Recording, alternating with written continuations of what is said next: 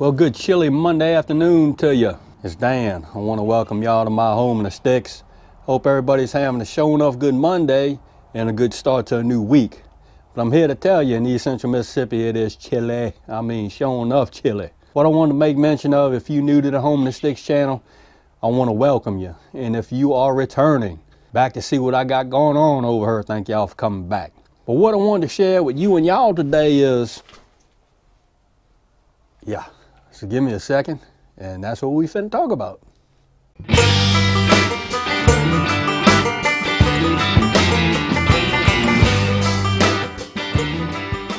All right, Dan, you are standing in your woodshed. What's going on with that? Well, what I want to talk to you about, what happens when you burn these logs in your wood burning heater. That's what I want to talk to you about. It's something that probably you and y'all may have a wood burning stove or wood burning heater at your home place, or you might like to make fires in your yard or whatnot to burn wood. I want to talk about the wood ash that's left over and how it could be beneficial to your garden, possibly. What I have here is some wood ash that came straight out of my wood burning heater here at my home in the sticks. What I'm going to tell you is wood ash contains potassium or potash. Those two words are identical and they're used interchangeably, but I think that folks that are a lot smarter than me, they kind of look away when it comes to those two words. What I'm going to tell you is wood ash is high in alkaline, which means if you have, you wouldn't want to put wood ash around alkaline loving plants like blueberries or stuff like that. No, you wouldn't want to do that.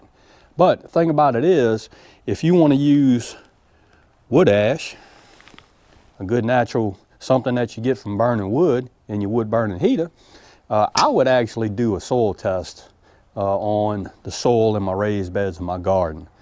I would say if the pH level is 7.5 or greater, you're probably not going to want to use any wood ash in your raised bed soil mixture or your garden soil mixture. Here's a little interesting fact that I thought it was pretty neat. A traditional cord of wood is normally 4 by 4 by 8, and a cord of wood, hardwood, produces probably about 25 pounds of ash. That's kind of hard to believe, but it does.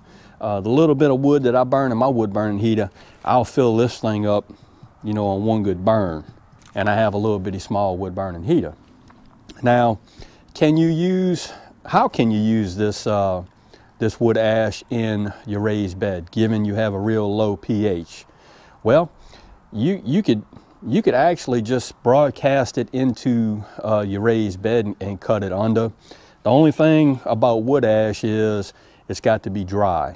Can't put it in your raised bed while it's raining or anything like that, because the rain is going to leach all the nutrients out of the ash. All right, Dan, what could you use? You can use wood ash in your raised bed or your garden. What actually benefits from wood ash?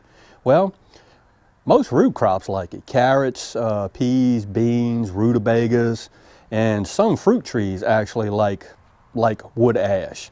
And if that is the case, heck, I'm thinking about actually using this wood ash, broadcasting in a few of my raised beds in the spring, and then do it again in the fall.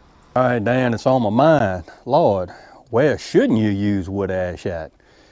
Well, I wouldn't use wood ash around or in anything that likes that's high in alkaline or a high pH plant like blueberries. And I would certainly not use it around any of my tater crop. If I put taters out, I wouldn't use any wood ash in the soil mixture that I'm trying to grow taters. What will happen is you'll probably run into some fungus issues, and you'll probably run into that dreaded tater scab or potato scab. All right, y'all, I wanted to share this with you because I am actually, this year, I am learning a new skill, and that is I'm certainly going to be learning about the soil structure and how to get it right over here at my home in the sticks. So what better way to do it than using something that is a byproduct of heat that I use here in my shop. I heat my shop with wood, and why not put that ash, that wood ash, to work for me. But again, just to recap, wood ash is really high in alkaline. So if you do intend on using wood ash in your raised beds, you need to make sure that your pH level is low. If it's higher than 7.5 or greater, I wouldn't use it. But if your pH is low, why not use it? I've talked to several folks here around my home place that have wood burning heaters, and they all use it in their gardens. So this year, I'm going to try it in mine. Again, I hope everybody is having a showing off good Monday and a safe Monday. If you like this video, go on and give it a thumbs up. They help. If you haven't subscribed to the Home to Six channel, oh, the mercy. Y'all need to come on over and give me a look, because I'm always doing stuff. Really. And with that being said, you know what's coming. Dan Reference showing off, always gonna say it. Don't let nobody dull your shine. And I mean nobody. You showing off, get your shine on. It's important.